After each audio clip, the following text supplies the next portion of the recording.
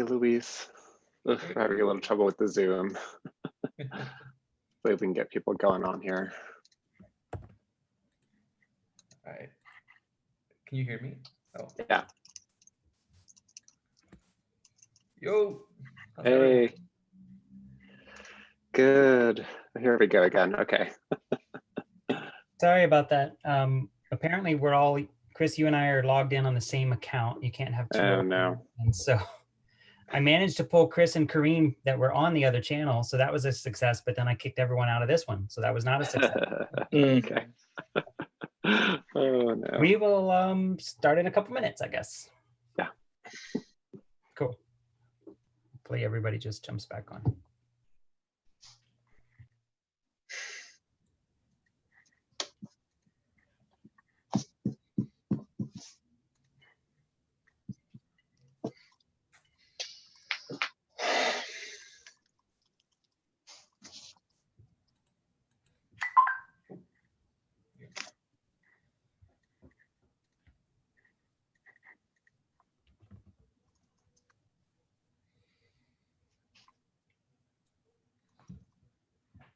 We have another group in the other link, at least 5 people on the other channel.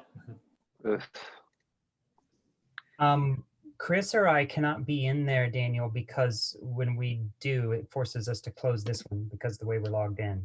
No problem. I'll try to catch them and send them over. Thanks. I already did that once, but I ended up closing this room down in the process. Thanks, Daniel.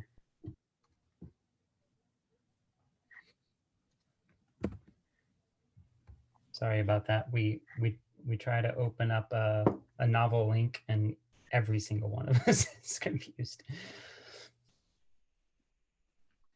You know, we think that we are like masters of Zoom at this point, but then Zoom always, challenges us. Somehow something still happens. You're like, I've been a master for months, and then I guess not. Yeah. And I managed to kick off some other people joining, but I'm glad to see Chloe and Kalan joining again. Sorry for kicking you out. You're back. So why don't we get just a couple, maybe one more minute. I know we're going to start late. Maybe we'll have to go over a few minutes. I know not everyone can stay, but we'll try to do that. I'm just going to wait another minute since I know Daniel was pulling some others from the other channel. So then we'll get started. Thanks everybody for your patience.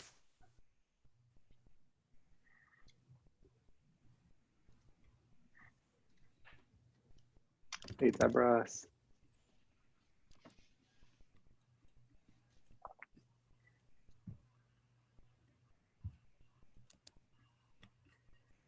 So while people are still coming in, because I expect more will, why don't I start so that we don't end up too short on time?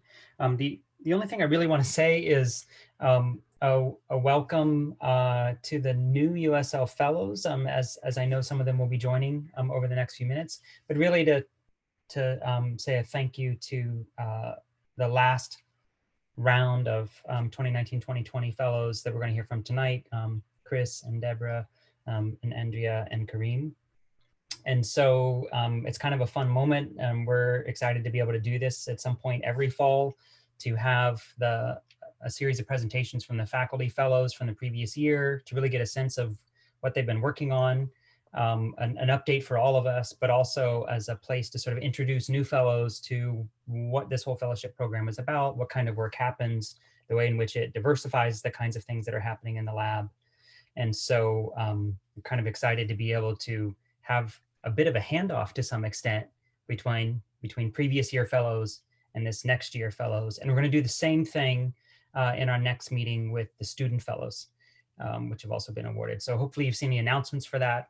And I'm noticing, more people are coming in. Just to let you know, we're just getting started. And I'm going to hand it over to Chris to kind of MC, but we're excited to hear what the faculty fellows have been doing this year. And I know a lot of you have been in the loop on that work in some ways, and a lot of you have not at all. And so this will probably be just a fun and kind of novel experience to see what's going on in the lab.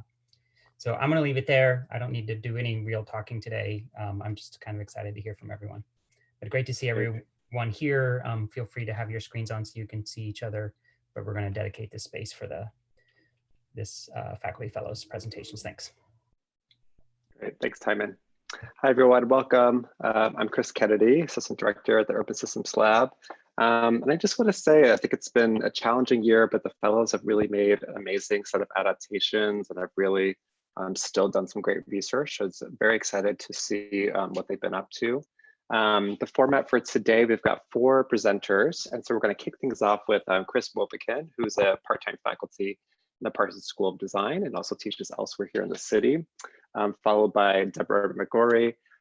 She's also part-time faculty at Parsons and also the Schools of Public Engagements. And then we'll hear from Andrea, who is also at the Parsons School of Design and also at the Eugene Lang College of Liberal Arts. And then we'll round it off with Kareem, who's also part-time faculty in the Parsons School of Design. We're going to sort of hold our questions until the very end so we can have a little bit of a back and forth discussion with all the fellows, but I highly encourage you to use the chat throughout just to make notations and to have questions archived as we go through today's presentation. And just a note on etiquette, just please mute your mic until we get to the discussion period a little later into the evening. So I'm going to try to keep time. Everybody's got about 10 minutes, and I know that's tight. So I'll just give you a 1-minute reminder, and then we'll move to the next presenter. And then also just a reminder, in 2 weeks, on November 12th, we're going to be hearing from our PhD fellows. So I hope that you'll be able to join us then. All right. So I'm going to turn it over to Chris to tell us a little bit about his work. Hello, I hope you can hear me. Yes, okay, that works. I'll just start by sharing my screen. Okay, where are we here? So yeah, thanks for joining this afternoon. Yeah, my name is Chris Wopkin. I have been teaching classes within DT, but then I also teach at other schools.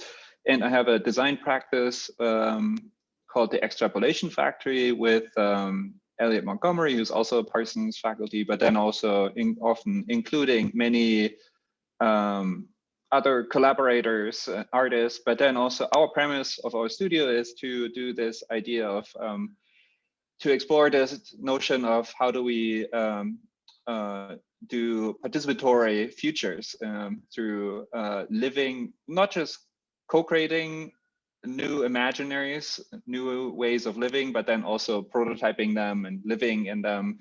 So that's, I don't want to show too much, but I just want to highlight there's a little mini documentary that came out at Brick TV, which we're excited about. It's been ongoing for from a project that was at the Queen's Museum, a piece where we were inviting residents from Flushing, from that neighborhood, to come join and invert the World's Fair, the dynamics of the World's Fair, where we had, and maybe I didn't share the sound, but basically we inverted the notion back in the days. Oops, control of my screen. Okay, someone is requesting remote control of my screen. Why is that? I'll just decline. Okay. I'll keep the client. Okay. I guess Zoom bombing. What's happening? I'm not sure because I can't see what you're seeing. Should be fine, but I'll just keep on talking. But I got a bunch of notifications, but I clicked deny. Can I go to the next slide? So, so a lot of these futures that were introduced at World's Fair were pushed by the GM and corporate companies, and often like oil and energy companies that pushed a way of living and kind of like were promoting a particular lifestyle and modernity. So I started a conversation in this project, and investigation research started from a conversation with a cultural researcher in Berlin, and he's been researching petromodernity and energy cultures, which I thought was a really interesting kind of twist on, let's say, thinking about futures, because like companies like this is a video from Shell, and a lot of you probably know that. Okay. I'm getting some investigating, Chris. Doom bomb, but I'm enjoying it. Okay. 1 second, Chris. Yeah. Chris Kennedy, is there any way you can see where this is coming from and we can block? I've literally never experienced this before, so I apologize. Chris, I think there is an option if in the 3 points on the participants, you can, I think you can force to throw some people out. Yeah, you can force some people out. The thing is, like, if the link is public, they might be able to come back. Or is it in the Google presentation? Is it in mine? Yeah, that's what I'm wondering. It's in my Google presentation, but why is it? No, if you got this message that someone is trying to control your screen. Okay. So maybe it's in the Google. I see Samuel Archer Estner in the. Mm-hmm. Yeah, I think that's right. So, does anyone know who this is? Did you just remove? I'm removing. I just removed him. Yeah. Okay, thank you. I just turned on password is needed, and I'll have to approve of anybody coming in. I will. Sorry. I'm sorry, we're interrupting you right in the middle of your presentation, Chris. No problem. To say this is my first time to ever actually experience it. I hear about it, I read about it, but wow. Okay. Hopefully we'll handle that. I'm try to pick back up, and good luck. Chris, maybe change the permissions of your Google Slides to be private, just in case. Also that, yeah, was it in here? It was gone once it was in Zoom, strangely. I think it was Zoom. It was in Zoom. It wasn't in my, it's restricted. Anyways, I think you should be able to reshare if you want to, and we can keep you going. Yeah. All right.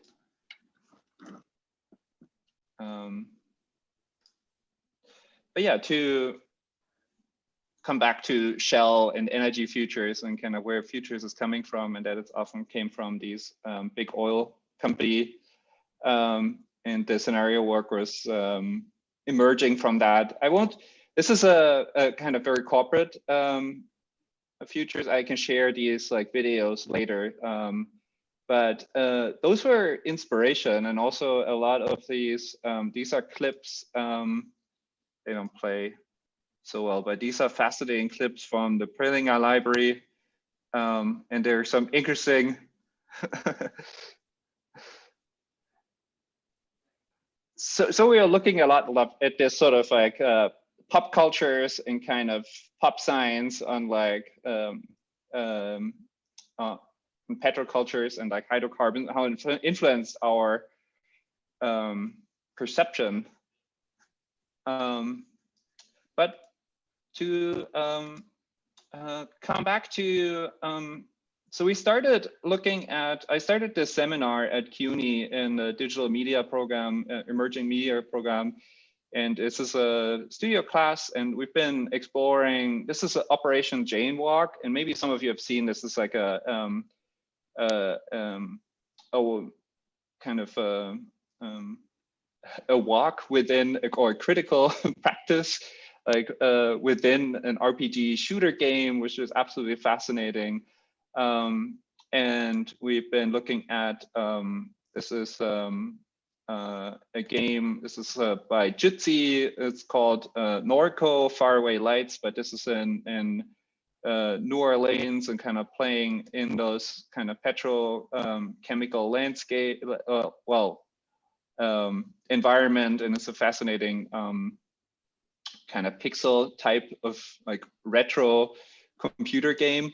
But I'll just show the link here. There's like a download coming soon. And then of course, like Mole Industria, this is like an older project. This is a critical computer game that was kind of highlighting worker conditions, but then also cobalt mining and kind of mining conditions, and trying to reveal, through this gameplay, try to reveal kind of the kind of trace of like how these objects are made and the conditions that they're made in, of course, in a maybe exaggerated critical way. But to me, it was interesting to think about using games as like a critical piece of art. So for now, for the course, we've been writing like different kind of scenarios, been proposing backdrop scenarios that have been, so one of them is like the microbe has taken over. There's microbes that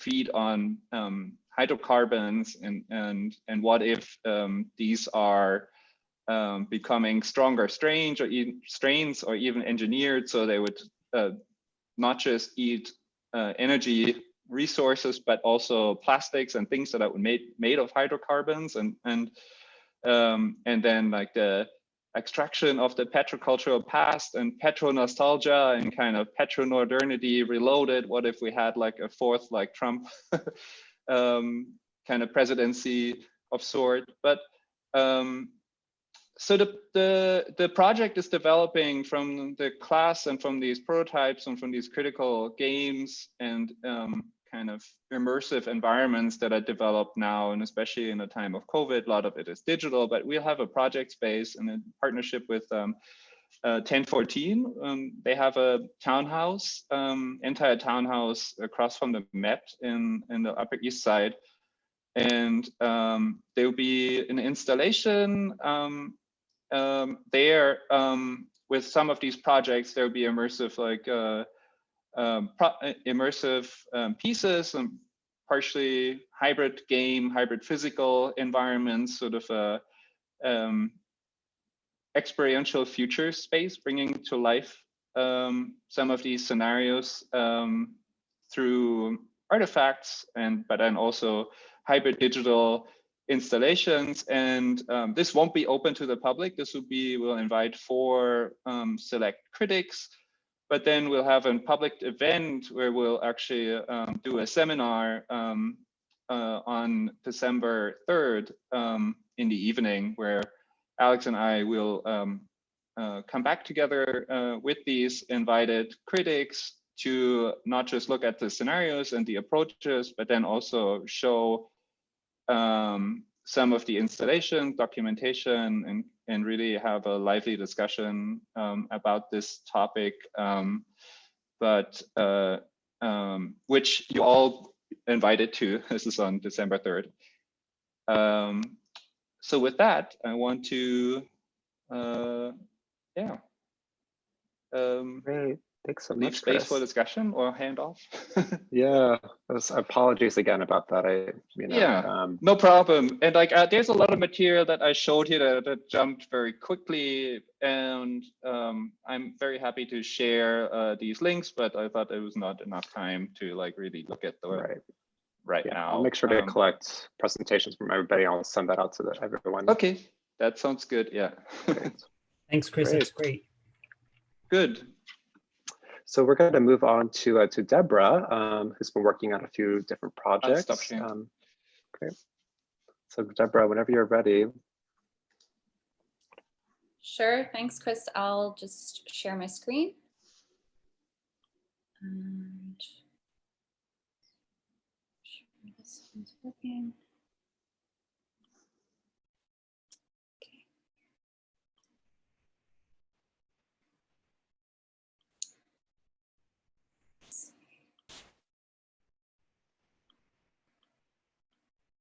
Okay, can everyone see the title slide? Great, okay. So this is a project conducted in 2020 during the pandemic, of course. So the title of this research project is Sonification for Impact.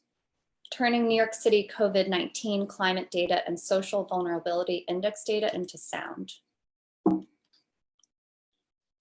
The purpose of this presentation is to present methods for communicating data with both audio and visuals, to demonstrate the concept that an audiovisual rendering of data can be more impactful for a non-technical audience than a silent visualization.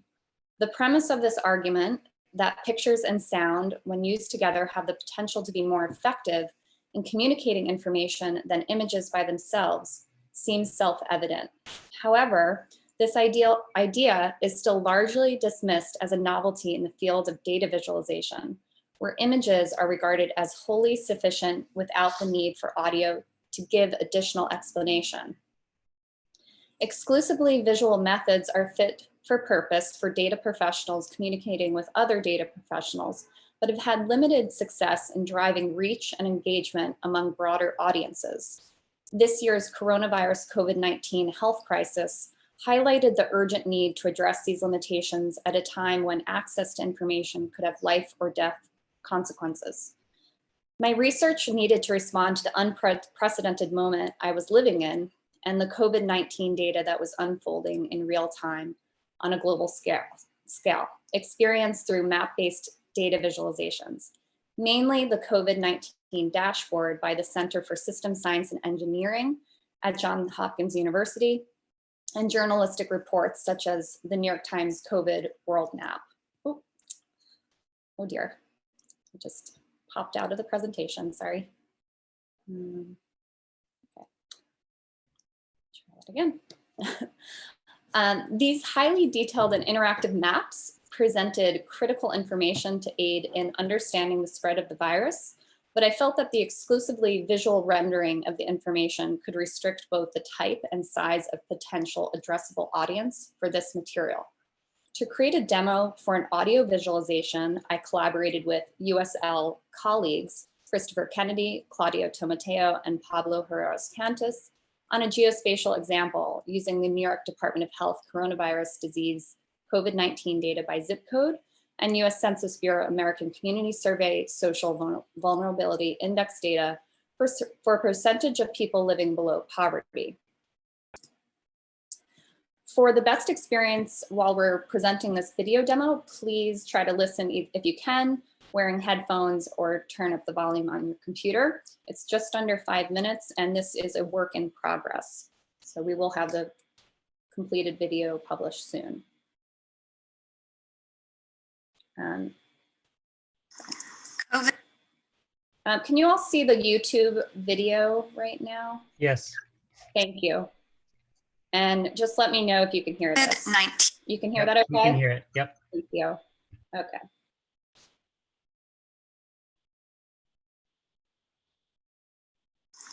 COVID-19 neighborhood impact sonification.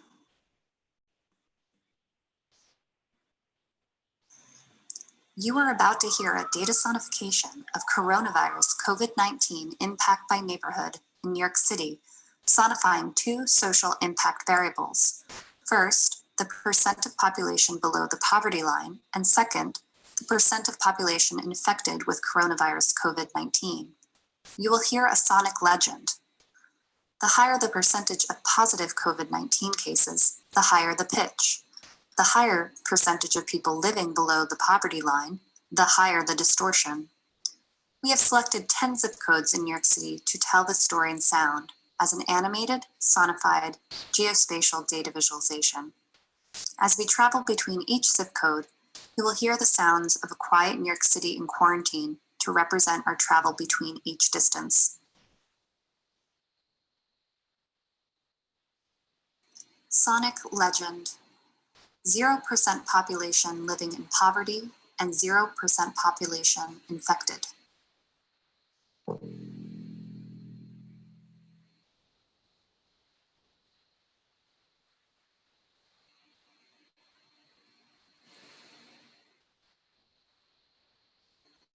%100% population living in poverty and 0% population infected.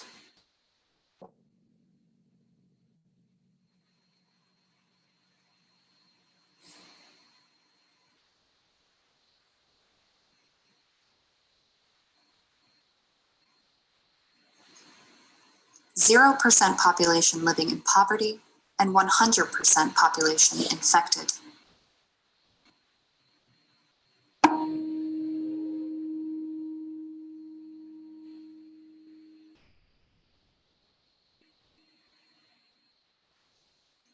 %% population living in poverty and 100% population infected.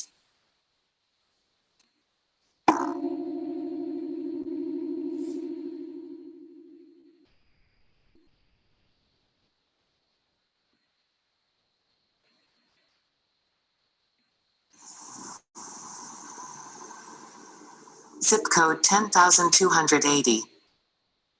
3.68% population below poverty and 0.46% affected population.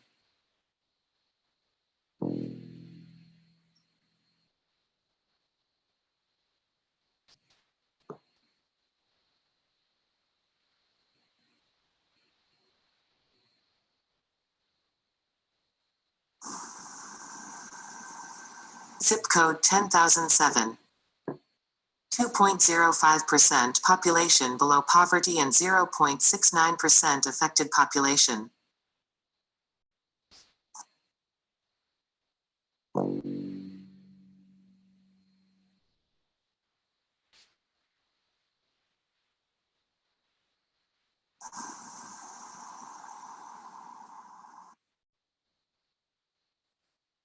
Zip code 10,012. 11.06% population below poverty and 0.66% affected population.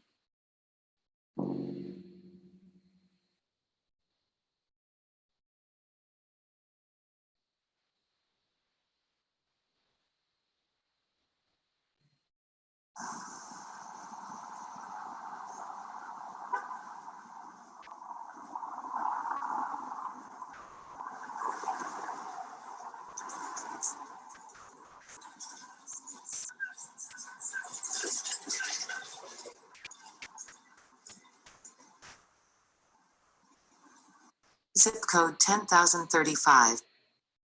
36.55% population below poverty and 2.55% affected population.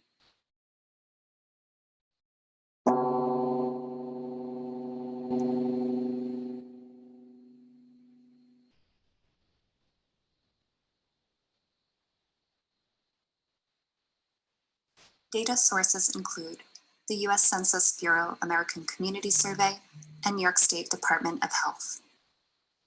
Research developed by Deborah Anderson McGorry, Christopher Kennedy, Pablo Herreros Cantus, and Claudio Tomateo of the Urban Systems Lab at the New School in New York City.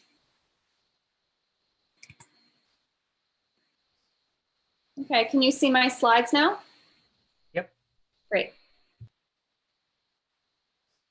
So just a note about the production workflow. Pablo normalized the DOH and ACS data sets and recorded customized audio files. There are 10 separate audio files for each zip code and 4 for the sonic legend. So these will all be put in the final piece that is edited. I recorded audio narration for the project title, description, sonic legend, and credits, and recorded zip code data using the two-tone text-to-speech tool. And Claudia created the map animation graphic elements and edited the video and audio into the timeline. A note about sonic legends. A legend is a graphic design term. A graphic legend usually appears as a box positioned in the top right or left as a graph to give context. The box contains small samples of each color on the graph, as well as a short description of what each of these colors mean. A key problem of sonification is how to replicate this legend effectively to give context to the sounds. The addition of speech in this element of the workflow seems to be the most effective means of describing the sounds for the listener. And here are some conclusions I'll run through. A graphic visual representation of data is not the only available option. This information in itself is still new and surprising, even to some seasoned practitioners in the field. While incremental improvements to visualization are necessary, there is an urgent need to build strategies that address the problem of impact to ensure that data platforms can resonate with the communities they seek to inform. I believe that instead of measuring and evaluating the usefulness of data-driven audio solely, in contrast to its visual counterpart, it is useful to view methods for sonification, speech, and sound from the perspective of storytelling with the goal of extending impact, reach, and engagement. Building strategies to extend impact will require reframing the problem to move from information design to data-driven storytelling. It will also require expanding the conversation to allow data scientists and designers to gain insights from journalists, audio content creators, and the blind and visually impaired community. Furthermore, it will require us to move beyond the limited definition of sonification as non-speech audio to include other elements of speech and sound, to build an easily understandable audio soundtrack that can give additional context, narration, and explanation. A data-driven audio solution has the opportunity to be highly disruptive and scalable for both commercial and societal impact. The goal of data-driven audio should be that the information can be fully understood by itself or in tandem with a visualization. A Data for Civic Engagement grant from the Knight Foundation will allow me to collaborate, build, and test solutions with instead of for the blind and visually impaired community in a partnership with newsrooms and BVI participants in 2021. The benefits of sonification are understanding. It makes visual information easier to understand with an audio narrative. Accessibility. It extends access to users who are blind or visually impaired or seniors. Distribution. It allows information to be shared across audio first and screenless devices. Leading technology companies are making accessibility a priority. Microsoft's Seeing AI is a talking camera app to allow blind and low vision users to read mail and documents. Google's Live Caption helps users transcribe audio and video, and Apple's VoiceOver describes what is happening on a screen. Smaller developers are building skills and actions to extend accessibility for voice assistants like Alexa, Siri, Google Home, and Cortana. Sonification technologies exist in research labs, cybersecurity, and analytics companies, but are designed for use mostly on individual one-off projects. Sonification is just one piece of the puzzle. The workflow at present is an unnecessarily time-consuming and complex manual process at a time when automation is becoming a common element in almost every vertical. Technology is changing rapidly, and artificial intelligence combined with sonification, audio, and narration offers exponential future for potential innovation. You can find the full research article when we publish the Medium post. It's about an 18-minute read or more if you listen to all the sonification examples. And I'll just open that link now, just to kind of give you a little overview of the sonification tests using the two-tone tool. You can see here there's some of what I've included in this presentation, and then a series of the research questions and the research that was conducted in 2020 from about April during kind of the height of the pandemic here in New York City. I conducted a series of tests through data from daily counts, deaths, hospitalization, et cetera, from US as well as New York City.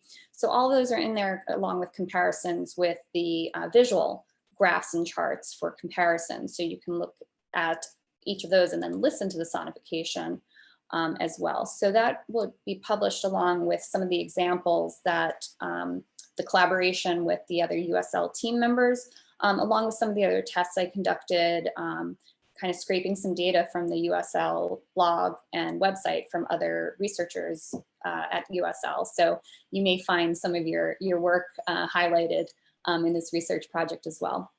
And thanks so much, Deborah. Yeah, that's it.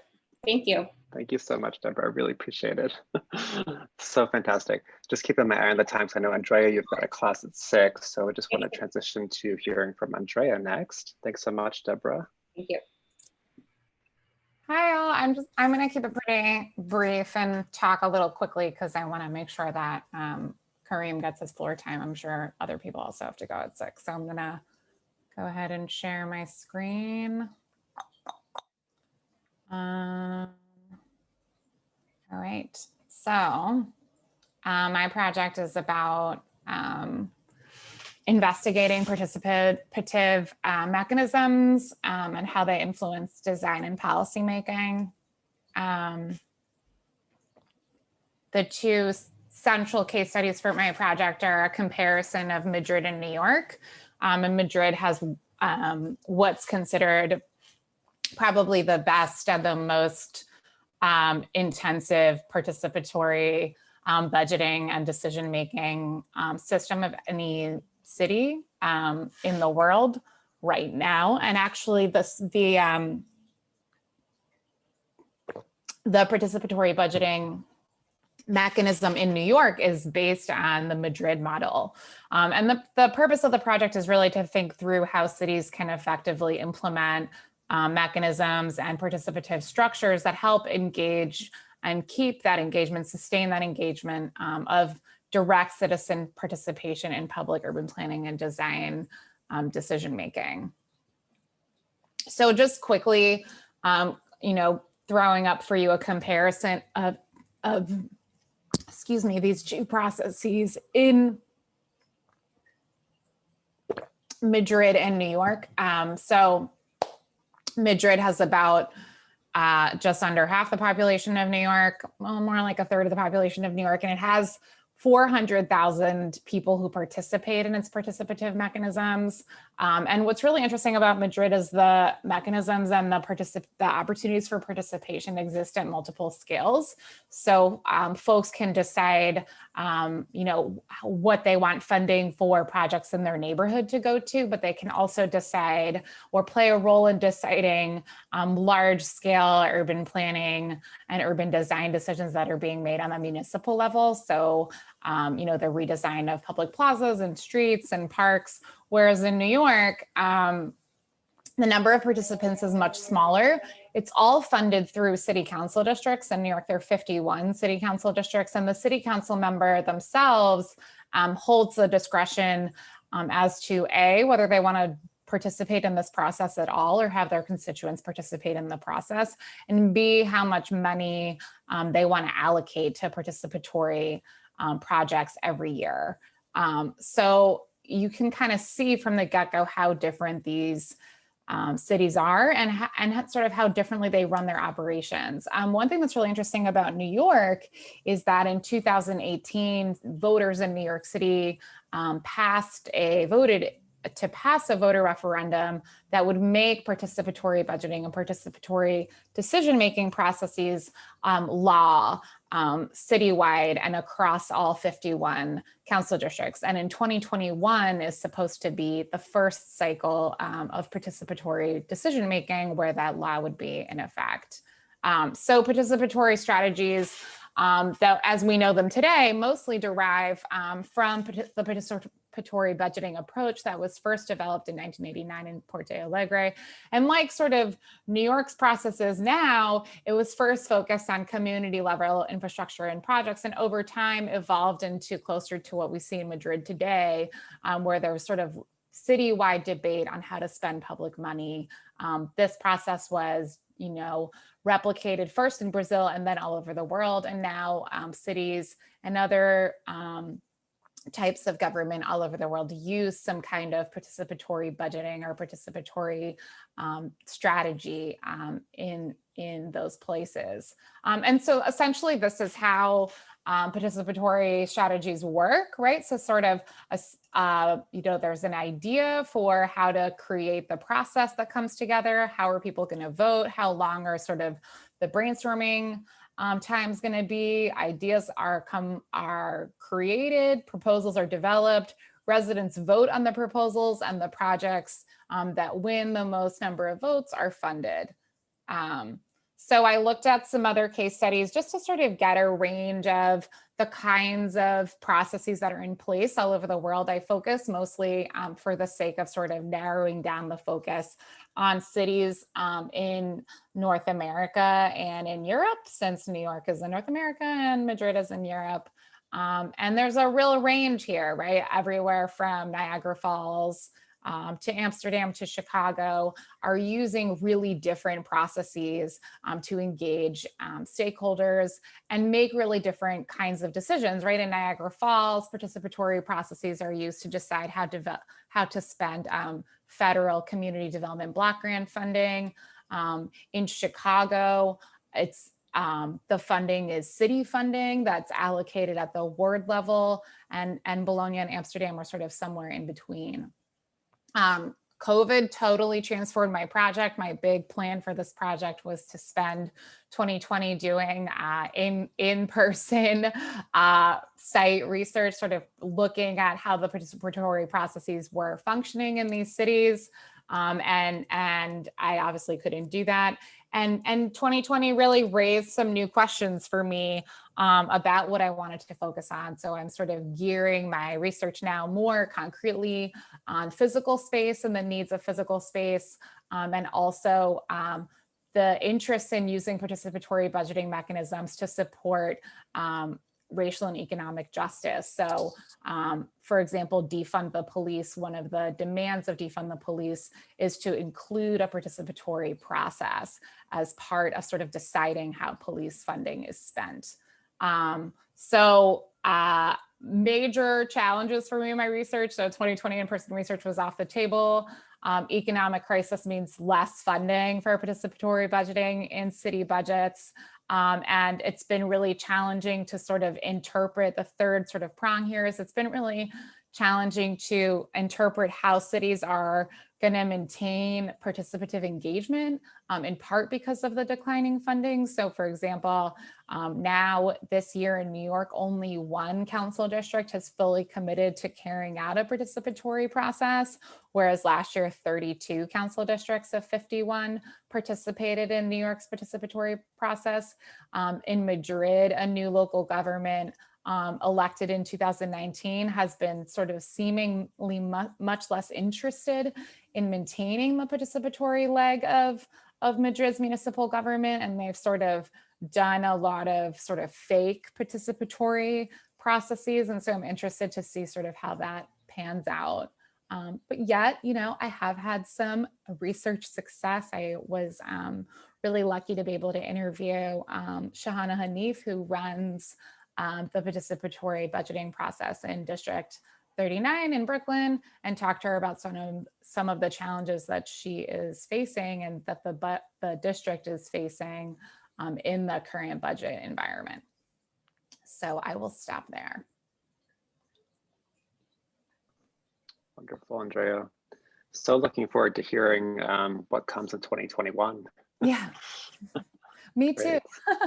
I know. I think we're all ready for 2021. Great. So we have one more presenter. Thank you all for sticking around. Hopefully you have a few extra minutes to spare, but we're going to hear from Karim Ahmed, who's been working on some projects related to managed retreats.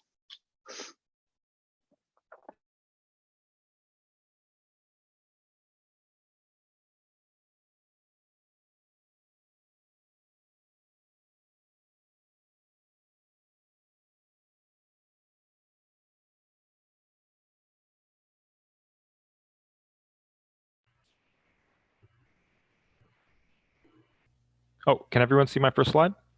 Yep. Oh, great. Thank you. Sorry, I had an issue unmuting. So good evening, everybody. Thanks for sticking around. I just wanted to start by saying thank you to the Urban Systems Lab, especially Timon and Chris for leading, and a few people who've kind of taken an interest in, had outside conversations, Veronica, Z, and Laura. Thank you very much. So I'm going to jump right into it. Self-fulfilling prophecy, we've seen it a little bit more this year with more of the wildfires in California and all along the West Coast. My project was really motivated when I applied by the multitude of different hazards that have been, causing havoc across the country, and how managed retreat policies in the United States right now are primarily focused on riverine flooding, and especially for residential relocation. I think that sooner than later, especially fingers crossed, we have a new president and hopefully a wave of politicians who are more amenable to building new infrastructure. I'd like to imagine that there could be some form of a Green New Deal as a sort of stimulus in the coming year. The previous legislation that was sort of proposed was lacking in terms of a major land use or planning element. I think that it's missing that, and that managed retreat should be a part of that, because it doesn't make sense to invest in lots of infrastructure in places that are going to be experiencing a multitude of different hazards. The main questions that I was asking throughout this research were basically how managed retreat would change if we looked at many hazards as opposed to primarily flooding. In general, in densely populated areas, I used the CBSA metropolitan, micropolitan areas, in areas that have high levels of cropland, and in areas with lots of poverty.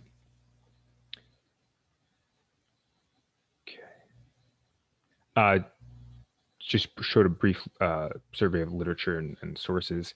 One recurring name, A.R. Siders, but also wide variety of mappings that were adopted.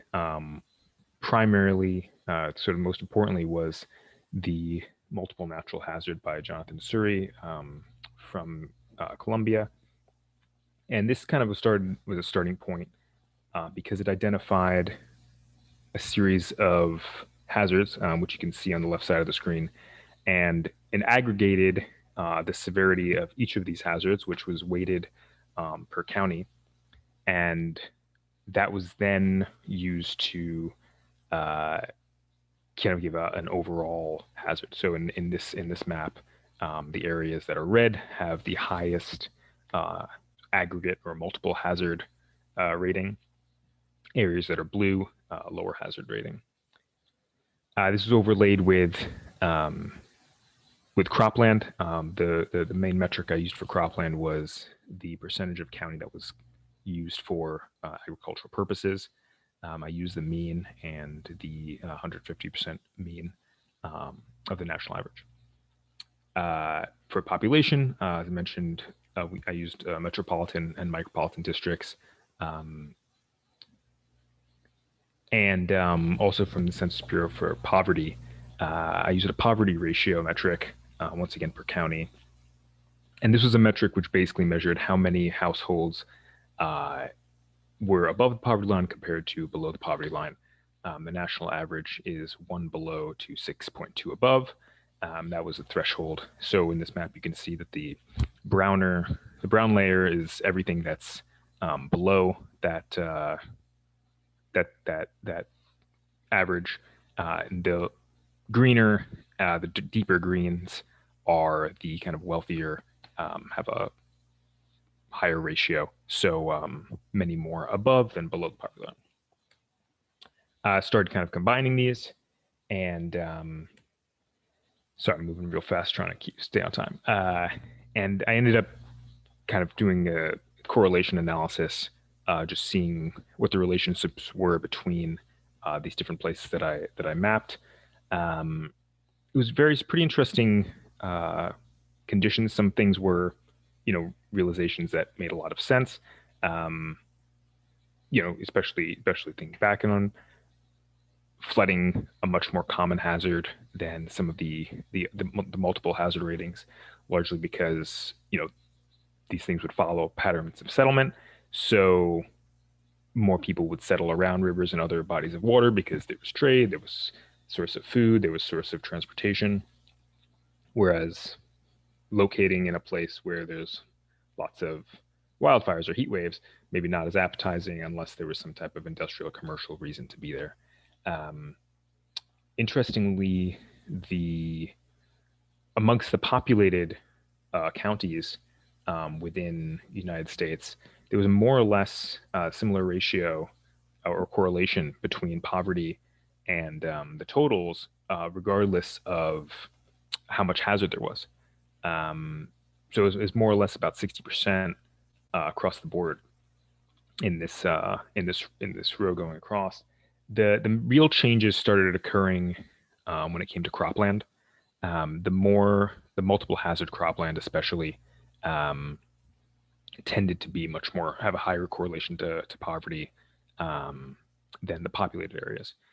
And then the areas that were both populated and had cropland, those also tended to have a very high correlation, mostly because of the overlap with the cropland counties. I sent a paper to Chris. I think he distributed to folks in the lab, but some for our guests. The discussion, I've been writing a paper, which I'm planning on submitting in coming weeks to different conferences and publications. The discussion goes into the limitations first. There were a number of limitations that were due primarily to the use of the scale of the county. All the information I was trying to get was available at the county level, and that was a big part of why I was using it. And also just it was already thousands of counties. Start doing a survey level research.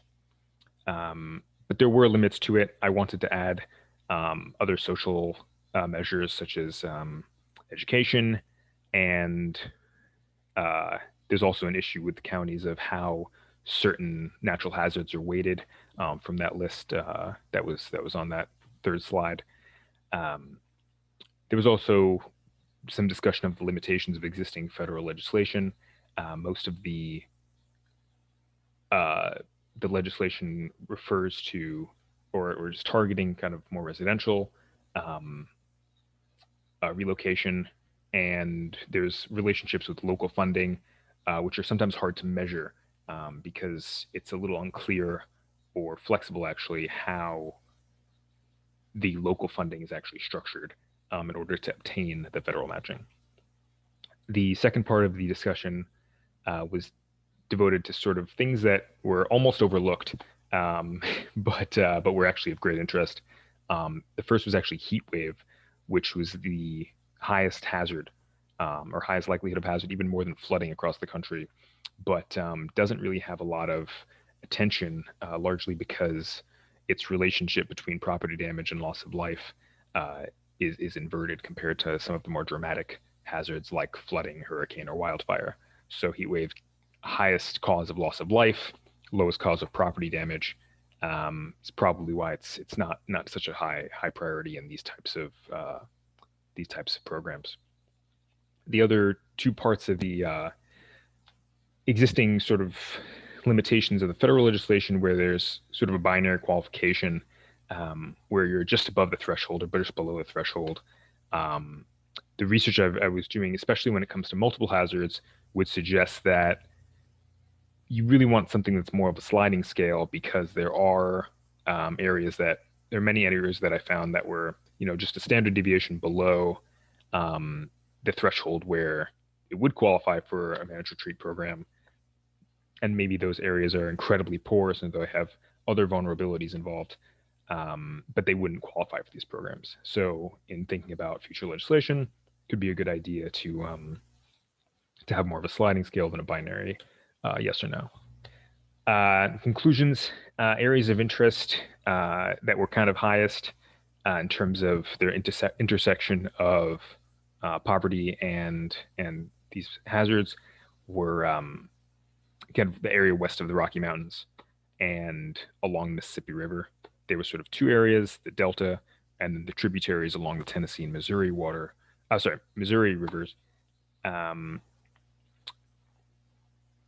The other interesting thing about the areas of interest was because of the distribution of poverty in and around metropolitan, micropolitan areas.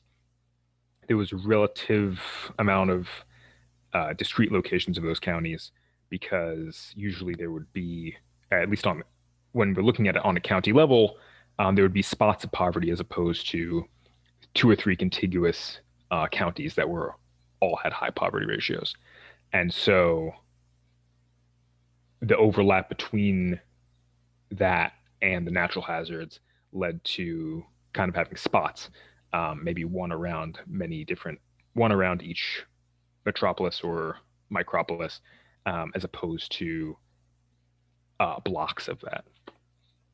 And the last interesting point about the multiple hazards was sort of what I've started calling complementary and supplementary hazards, which were sort of things that were related or things that were contrary. So there were some areas where For instance, west of the Rocky Mountains, there were a lot of areas that would have drought, heat wave, and wildfire. I would see those as all being heat related. And then in order to kind of get to the higher levels of the multiple hazard rating, most of the counties would have to have a number of, at least a few complementary and a few supplementary hazards. So in addition to drought, heat wave, and wildfire, there might also be riverine flooding in some of them. There might also be earthquake in some of them. There might also be, there might also be landslide or some other type of hazard that's not quite related to the heat. And then others, there was sort of more a potpourri of different hazards that didn't seem to have such correlation, kind of all supplementary, almost, or seem, from a mapping level, almost, I wouldn't say arbitrary, but just a kind of a big mix. And I kind of ended with policy implications. If anyone's interested, who's guest, be happy to share a draft. Looking forward to any criticism and questions. Thank you so much. Hope I didn't go too over. You're great, Karim. Beautiful. So yeah, I'm going to try to package everything together, presentations and papers, just so folks can have access to that to review. But I know it's about 6 o'clock, but I still wanted to just create a space for questions and discussion if folks have time. But thanks again to all our presenters. Really wonderful work. I know it's a challenging year. So yeah, I just wanted to open up. Does anybody have any first reactions or quick questions to some of our panelists while they're still here and have a little bit of time?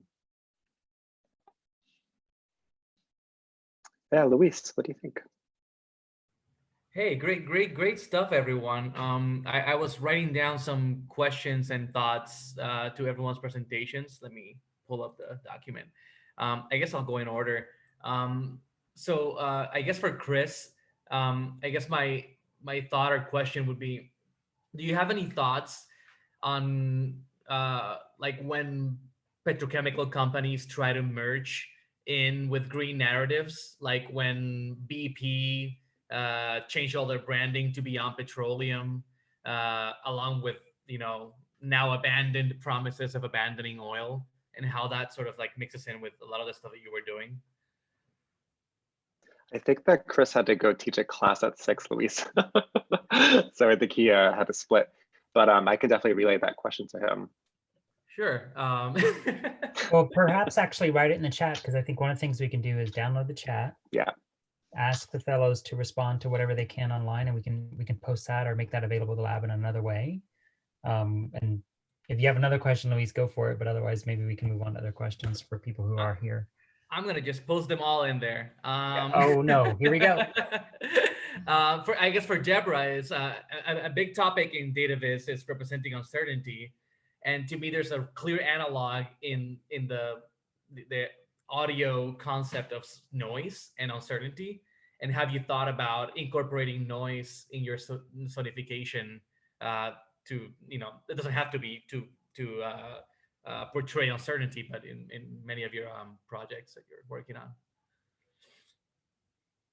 Sorry, could you just clarify what you mean by noise?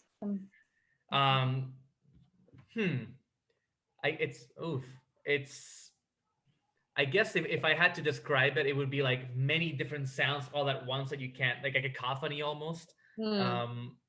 It's definitely something hard to define, but yeah, it's.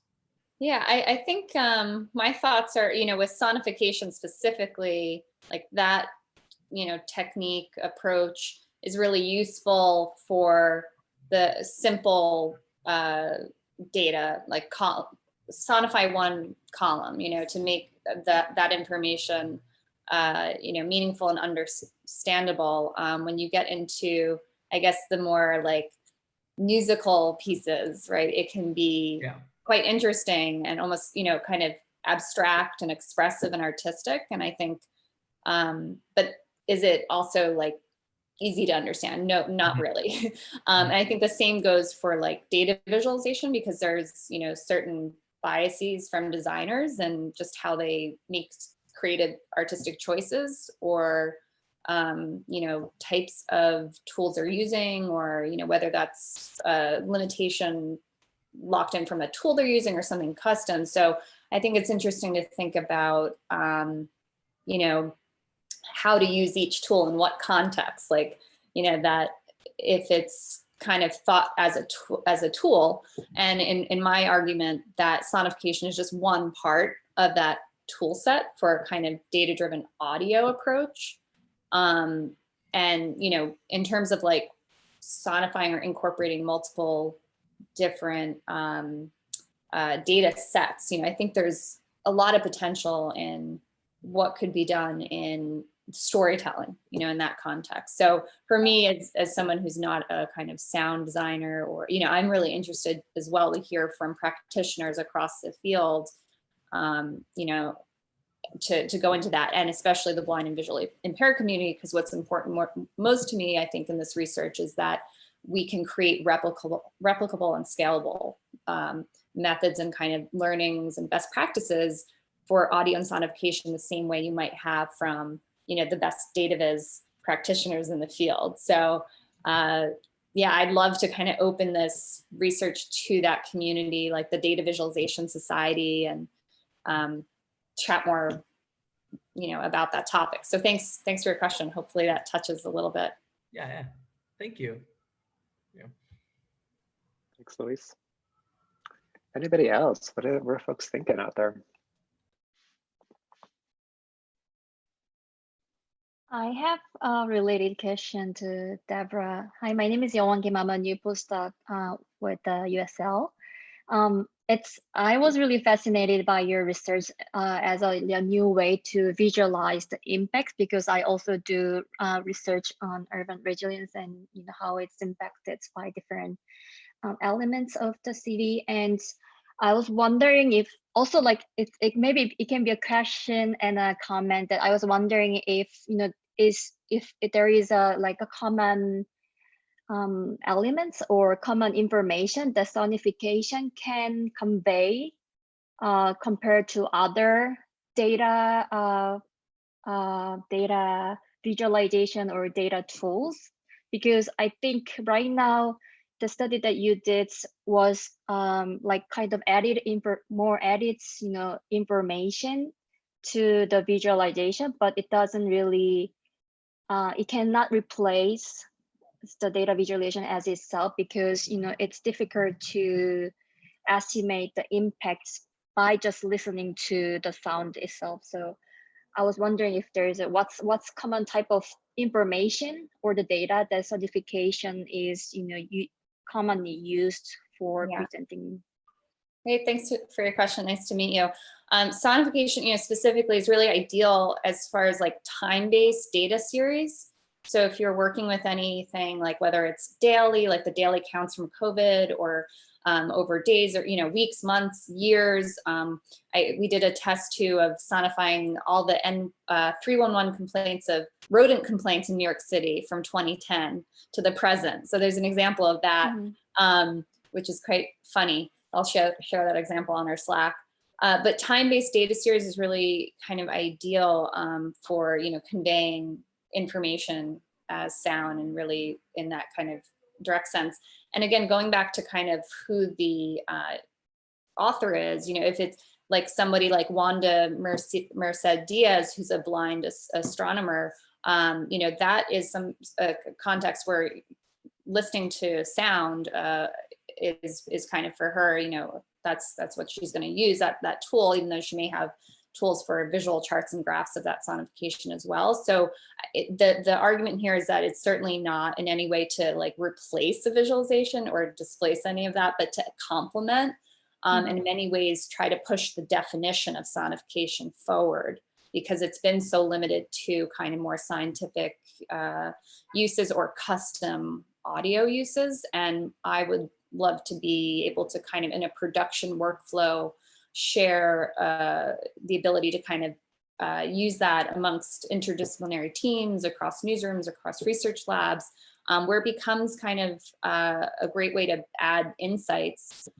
to, and give context to information and stories. So I'd love to hear kind of some more thoughts and ideas offline or through the chat that you might have and projects you're working on.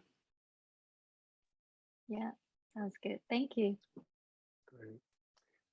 Do we have any questions for Karim while he's still here? Karim, could you tell us a little bit about like what are you hoping to do with some of these maps, and do they kind of interface with FEMA maps, or are they kind of like propose alternatives in some respects? And I'm curious how it maybe relates to Barrow's project too. Yeah, it's more oriented towards like kind of creating a basis and saying that there isn't a good way to discuss this so far because it hasn't been sort of a priority to do so. And in the context of planning like a future, especially in terms of planning infrastructure, there's something called the levee effect, which basically says that, you know, once you start building levees, you build a levee long enough that people will come and move in there. And once they've moved in there, then when the next big storm comes in, you build a bigger levee. You keep building bigger levees. That's, you know, we have a levee effect for water. Obviously, the biggest example would be New Orleans. But as we develop, if we were to develop a new infrastructure program, you wouldn't want to have the levee effect without considering all of the different things that you need to be building levees against. So a place, you might be able to protect a place against, you know, floods really well, but you're probably not going to be able to protect it against heat wave all that well. You're probably not going to be able to protect it against tornado or some of these other hazards the same way.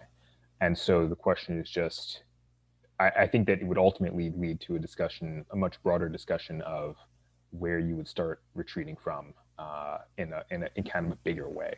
Not instead of, you know, most of the managed retreat programs are a couple dozen houses at a time in the United States right now, but we're not talking about, you know, communities of hundreds of thousands of people.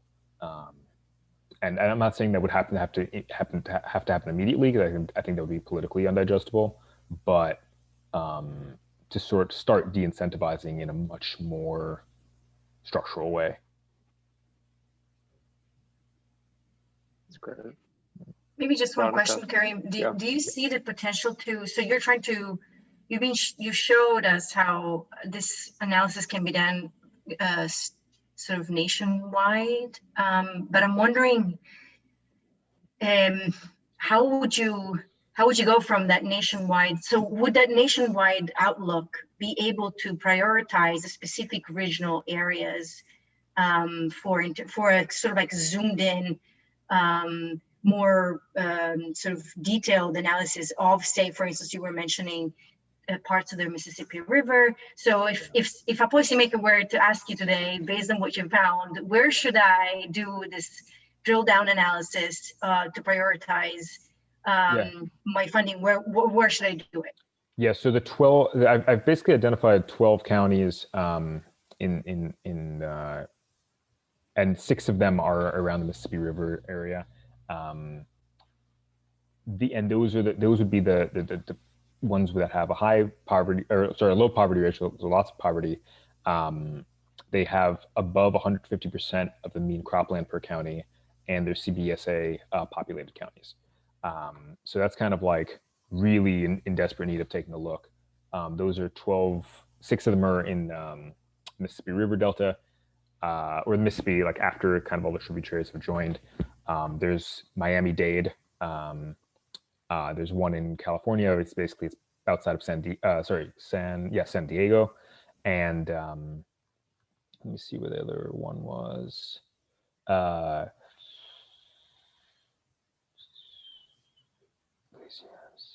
And then, yeah, some of them are also in the tributaries areas around Mississippi. So basically, you know, the South is pretty bad shape. And each of those has flooding, and then they have like other things like heat wave that start getting them up to that high hazard. But yeah, that would probably be the next place I would look. And it's interesting, amongst those 12 counties, they actually have a lot in common. Three quarters of them are majority minority. 3/4 of them are are not part of the metropolitan or micropolitan area that they are. So for instance, Miami-Dade, the metropolitan area is centered within that county. And the same is true for Imperial County in California, which is San Diego. But for the majority of them, they're outside of it.